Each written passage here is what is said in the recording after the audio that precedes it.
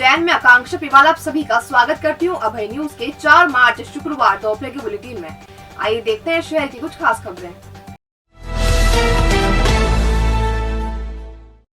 छात्रा पूजा शर्मा की हत्या करने वाला कुख्यात बदमाश श्याम खटीक उससे शादी करना चाहता था।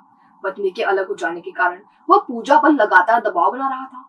वह इससे मना कर रही थी। इससे श्याम खटीक नाराज था। हत्या की घटना से श्याम की पत्नी निधि बेहद सदमे में है। उसे डर है कि श्याम उसकी और उसके बच्चों की हत्या कर सकता है।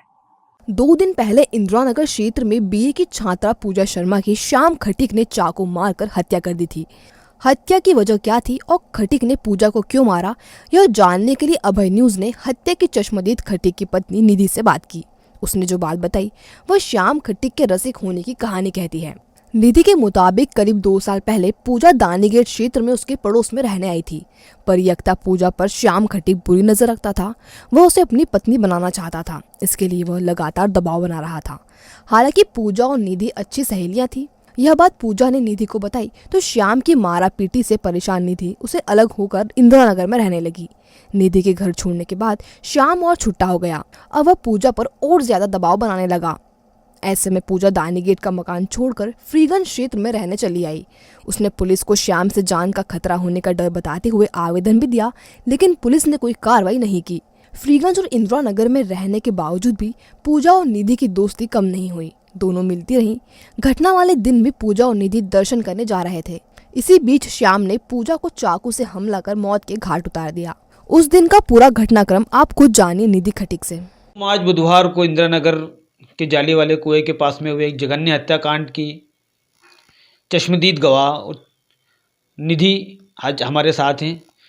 निधि आरोपी श्याम खटीक की पत्नी भी हैं और इस वक्त हमारे साथ हैं। हम उनसे बात करेंगे कि क्या घटनाक्रम हुआ था उस दिन, क्या क्या हालात हुए थे। निधि, सबसे पहले आप बताएं कि जिस वक्त आप यहाँ से निकले घर से तो क्या हुआ था उस समय, कहाँ आप पहुँचे और किस तरीके से पूरा घटनाक्रम हुआ है। जी सर, वो मेरी सहेली यहाँ रूम किराए से देखने आई थी और हम लोग पशुपतिनाथ मंदिर के लिए दर्शन के लिए जैसे ही निकले तो इन्होंने जाली वाले कुएं के यहाँ पीछे से आके बहुत भयंकर टक्कर मार के गिरा दिया और हम लोग संभल पाते इससे पहले उन्होंने मुझे मारपीट चालू कर दी। वो मेरा बचाव करने आई तो उस पर भी मारपीट करी और इस छीना झपटी में उनकी क्या मालूम क्या हुआ, एकदम उन्होंने दौड़ लगाई, गाड़ी की डिक्की में से चाकू निकाला और फिर मेरी सहेली जो पूजा है उस पर प्रहार कर दिया। सर, यहाँ से आप किस समय यहाँ से निकले थे, आपको रोका तो कितने बार पूजा पर किए गए उस समय। हम मंदिर के लिए निकले थे। 7 बजे की आरती होती तो 7 बजे के पौने 7 के लगभग निकले थे और उस पर उन्होंने 5-6 वार किए हैं समथिंग और उसका ब्लड बहुत ज़्यादा बह गया था तो शायद वो on the spot he of हो गई थी। सर जी। निधि, सबसे पहले आप हमें बताएं कि क्या कारण रहा इस पूरी घटना के पीछे, क्यों उन्होंने उसको हत्या की, किस तरीके से दबाव पूजा पर बनाया जा रहा था। सर, पूजा जब भी इनको मिलती थी रास्ते में या कहीं भी तो ये उसको रोक के बहुत परेशान करते थे, बहुत ज़्यादा ही परेशान करते थे। रामगढ़ क्षेत्र पे इस पे मारा पीटी भी कर दी थी जिसकी इसने सूचना अपने महाकाल थाना क्षेत्र में दे दी है और इसको शादी के लिए दबाव बना रहे थे खास तो कि तू मेरे साथ रहे और मेरे बच्चों को पाल और बस। ये परेशान बहुत ज़्यादा हो गई थी। इसने अभी कल परसों भी इंदिरानगर आई थी तो जिसकी सूचना इसने 100 डायल पे दी थी, यानी 4-5 दिन पहले की घटना है ये। जी। आप चूंकि उनकी श्याम खटीक की पत्नी हैं जो इस हत्याकांड के आरोपी है, तो आपका अलगाव किस कारण से हुआ। आपने उन पर तलाक का केस भी लगा रखा, तो क्या कारण रहा आप दोनों के अलगाव का, क्यों आप अलग हुए। जी सर, वो शुरू से ही मेरे पे मारपीट करते रहते थे और इतनी ज़्यादा मारपीट करते थे कि वो रात को 2 बजे हो 3 बजे हो वो गला एकदम मेरा ऐसा दबा देते थे कि मैं क्या मालूम मैं नहीं मर पाई उनके हाथों से, पर वो मुझे मारना चाहते थे शुरू से। जी सर। इस संबंध में आपने कई आवेदन भी दिए पुलिस को इसके पहले भी, तो किस तरीके से आपने आवेदन दिए और क्या आपकी इस समय शिकायत है। जी सर, मैं जब भी उनसे विवाद होता था तो मैं थाना क्षेत्र में वहाँ पे भी मेरे ससुराल में आवेदन दिए थे और यहाँ जैसे ही मैं इंदिरानगर आई हमारा विवाद हुआ तो मैंने बहुत सारे आवेदन दिए क्योंकि वो यहीं सुबह से शाम तक खड़े रहते थे। मैं कहीं भी निकल ही नहीं पाती थी और वो मुझ पे भी मारपीट करते थे रास्ते में। तो मैंने FIR तक करी है सर, पर अगर पुलिस कड़ी कार्रवाई करती तो शायद इनके पास से हथियार निकल सकता था इनकी गाड़ी की डिक्की में जो इन्होंने रख रखे थे और आज इतनी बड़ी घटना नहीं होती। मेरी पुलिस प्रशासन ने कोई सहायता नहीं करी है और आज मेरी सहेली मौत के घाट उतर गई सर। हाँ निधि, इस समय क्या स्थिति है? आपको क्या उनकी तरफ से कोई धमकी मिल रही है या फिर पुलिस की ओर से आप क्या मांग करती हैं? किस तरीके से आपके परिवार को भी मारने के बाद जैसे कि आपने बताया बोलकर जी। गए, क्या वो बोलकर गए और इस समय आपकी क्या मांग है? जी, जिस दिन उन्होंने पूजा पे प्रहार किया, तो वो जैसे ही भाग रहे थे तो वो बोल कर गए कि तेरी हत्या तो निश्चित है, तेरे साथ-साथ तेरे परिवार के 5 लोग भी जाएँगे। तो सर मैं बहुत घबरा रही हूँ क्योंकि मैं सँभल ही नहीं पा रही हूँ और मैं क्या बोलूँ, इनका कोई शब्द ही नहीं निकाल सकती, मेरे सामने सारी घटना हुई है सर। ये थी हत्या के आरोपी श्याम खटीक की पत्नी निधि, जिन्होंने उस दिन घटना का पूरा घटनाक्रम आपको बताया। और दूसरी बात, इनको ये डर भी है कि अब इसके बाद इनकी और इनके परिवार की जान को खतरा है। अब न्यूज़ के लिए उज्जैन से शकील खान।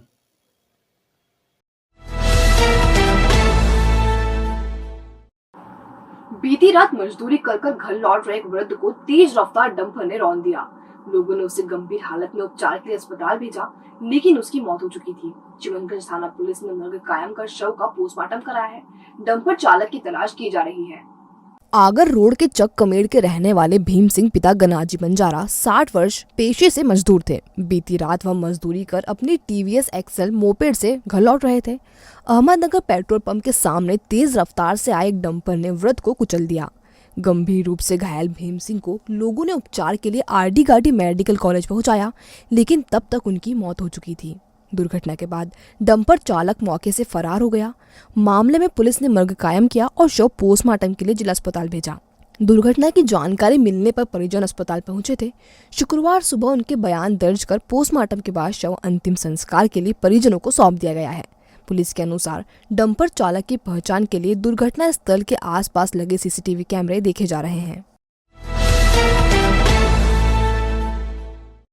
शहर में चल रहे टाटा कंपनी के सीवरेज प्रोजेक्ट ने शहर की सड़कों की हालत बदतर कर दी है।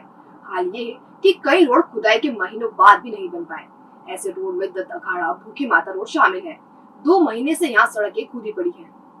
दरअसल सीवरेज प्रोजेक्ट का काम कर रही टाटा कंपनी अपने ही ब्रांड को पलीता लगा रही है। शहर के अंदर से लेकर बाहर तक की सड़कों को बेदर्दी से कंपनी ने खराब कर दिया है। हालत ऐसी है कि मुख्य मार्ग से लेकर बाहरी मार्ग तक खराब पड़े हैं। ऐसी ही खराब सड़कों में दत्त अखाड़ा, भूखी माता सड़क है।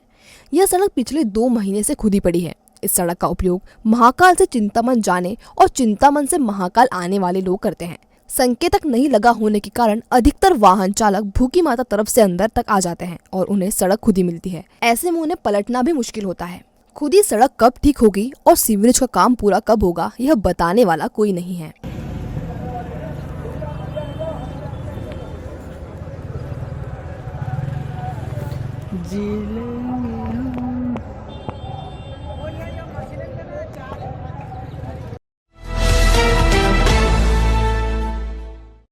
फ्रीगंज के एक व्यापारी को महाराष्ट्र के एक सेल्समैन ने करीब 1 लाख रुपए का चूना लगा दिया। 4 महीने तक चली जांच के बाद माधवनगर पुलिस ने प्रकरण दर्ज कर लिया है।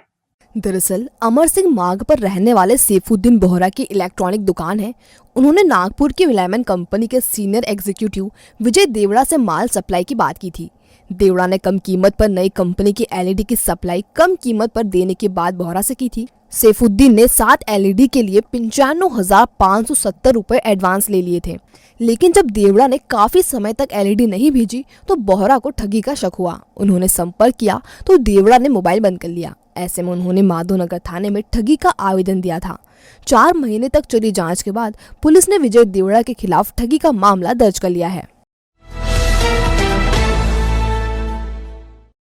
पुलिस कंट्रोल रूम के सामने शुक्रवार दोपहर एक ट्रैक्टर ट्रॉली पलटने से 2 मजदूर घायल हो गए।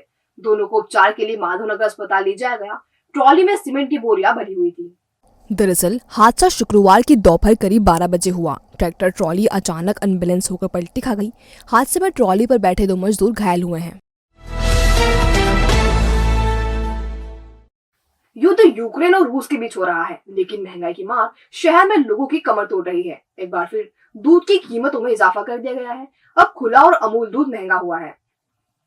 पिछले 2 साल से महंगाई आम आदमी को बेहद परेशान कर रही है। इनकम घट रही है, जबकि महंगाई हर दिन सिर उठाती जा रही है। इसी कड़ी में उज्जैन खेरची दूध विक्रेता संघ ने दूध की कीमतों में 2 रुपए प्रति लीटर का इजाफा कर दिया। अब खुला दूध 48 रुपए लीटर हो गया है। इसी तरह अमूल ने दूध के अपने सारे ब्रांड की कीमतें 2 रुपए बढ़ा दी हैं।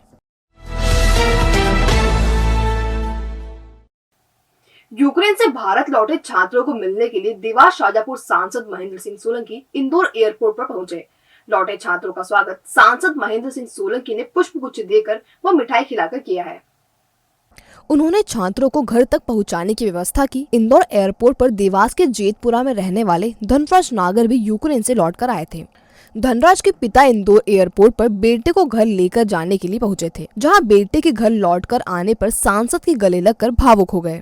यूक्रेन से भारत लौटे छात्र धनराज नागर निवासी जेतपुरा देवास, अभिलाष मीणा निवासी देवास, हरिओम पाटीदार निवासी उज्जैन, छात्र यश और रजत निवासी इंदौर, दिव्यांशी जैन निवासी इंदौर, छात्रा अंजलि वेनीपुरा निवासी बुरहानपुर आए हैं। एयरपोर्ट पर सभी छात्रों से सांसद महेंद्र सिंह सोलंकी ने यूक्रेन की हालत पर विस्तृत चर्चा की और उन्हें घर भेजने को लेकर मदद की। और अब खबरें दे दना। स्वास्थ्य कार्यकर्ता रुक्मणी खेर व कर्मचारी कमलेश किशोर उपाध्याय सेवानिवृत्त हो गए हैं। सेवानिवृत्त पर उनका सम्मान किया गया। समारोह पूर्वक दोनों को विदाई दी गई। अध्यक्षता बीएमओ डॉक्टर प्रमोद अर्गल ने की। भारतीय कंपनी सेक्रेटरी परीक्षा के परिणाम घोषित किए गए। इसमें शहर के मृदुल जैन कंपनी सेक्रेटरी बन गए हैं। कालिदास संस्कृत अकादमी में ललित कला संस्थान ने बुंदेलखंड के विद्यार्थियों की 3 दिवसीय चित्रकला प्रदर्शनी का शुभारंभ किया। अतिथि विक्रम विश्वविद्यालय के कुलपति प्रोफेसर अखिलेश कुमार पांडे थे। संभागीय क्रिकेट संगठन सचिव सुरेंद्र काबरा को मध्य प्रदेश क्रिकेट संगठन का आजीवन सदस्य मनोनीत किया गया है। सह सचिव राजेश लुक्कड़ ने बताया कि काबरा 35 सालों में संभाग में क्रिकेट की गतिविधियों को बढ़ाने में सक्रिय रहे हैं। एमबीए डिपार्टमेंट ने वरिष्ठ प्रोफेसर और इग्नू विश्वविद्यालय के कुलपति डॉक्टर नागेश्वर राव का अर्धवार्षिकी सेवानिवृत्त पर सारस्वत सम्मान किया और विदाई दी। राव ने भी एमबीए डिपार्टमेंट के अपने अनुभव साझा किए। तो आपने देखा अभय न्यूज का आज का बुलेटिन। अगर खबरों को लेकर आपके पास कोई फीडबैक हो तो हम तक जरूर पहुंचाएं। कल फिर मिलेंगे नए बुलेटिन के साथ। नमस्कार।